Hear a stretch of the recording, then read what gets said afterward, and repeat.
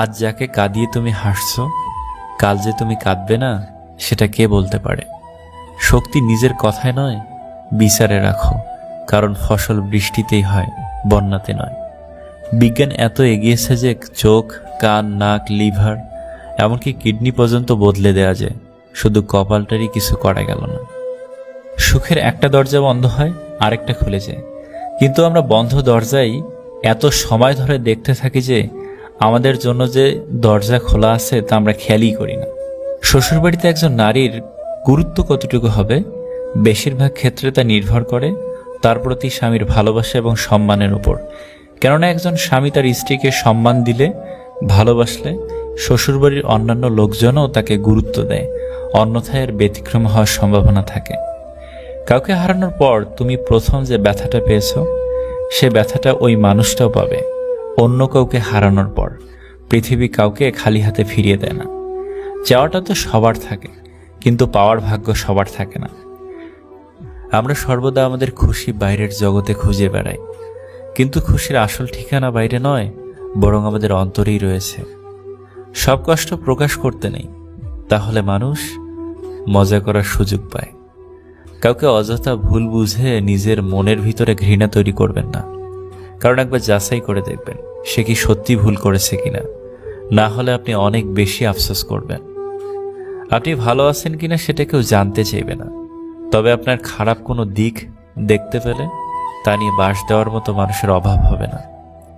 যদি আপনি কোনো কাজ শুরু করতে অত্যাধিক বেশি সময় নেন, আপনি ওই কাজ কখনোই করতে পারবেন না। তাই বুদ্ধিমানের কাজ চিন্তায় সময় ব্যয় না করে ওই কাজকে আজ থেকেই শুরু করা।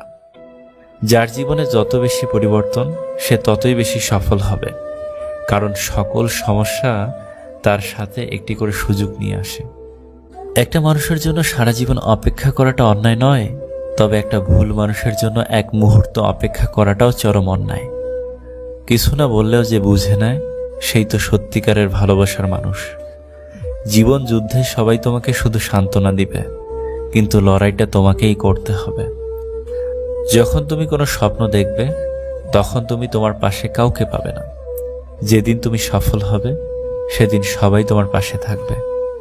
তুমি যেমন হতে চাও তেমন ধরনের মানুষের সাথে বেশি মেলামেশা করো। যে যাকে ভালোবাসে তার কথা বলতেও ভাবতেও ভালোবাসে।